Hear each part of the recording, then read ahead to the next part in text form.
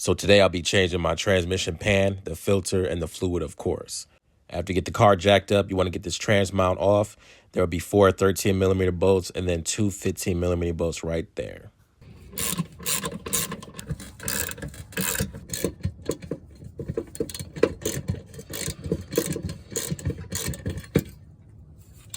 There are 6 bolts holding the transmission pan. You'll need a T30 to remove all of them.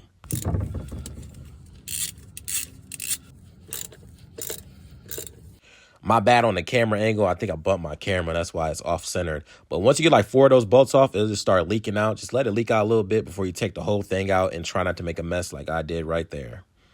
I mean, just looking at this transmission pan, I mean, that's pretty normal. It doesn't look too bad at all, and I don't think this transmission fluid has been changed before. And the good thing with these aftermarket ones, you have a drain plug at the bottom, so it's less of a mess. Now, there will be transmission oil when you take off the filter right here. As you see, I made a little bit of mess again, but yeah, just a heads up for y'all. And you want to clean this off before you install the new pan. So what I'm going to do right here is I'm going to clean off this magnet and then place it on the new pan in the exact location. That's important. Put it in the exact spot.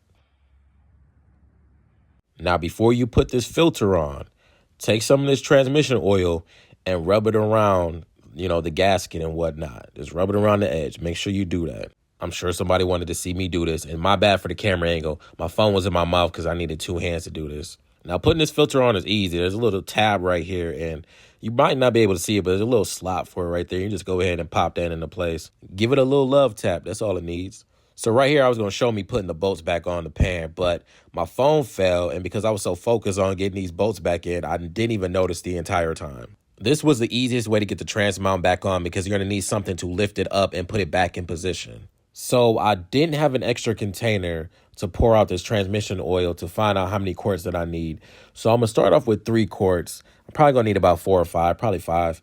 But I got 6 in total, so I'm good either way. So I'm going to get the car to operating temp, which is about 180. Then I'm going to use this universal dipstick that I have right here to check the temperature, see where I'm at. So I pretty much want to get close to 80 degrees Celsius as possible. 80 degrees Celsius is 176 degrees Fahrenheit, so I'm going to go ahead and check it right now. The camera wouldn't focus, but I wasn't nowhere near 80 degrees Celsius, so I'm going to add 2 more quarts. This wasn't hard to do, so if you got the tools, the time, and you're able to, don't take it to a mechanic or a dealership. Do it yourself.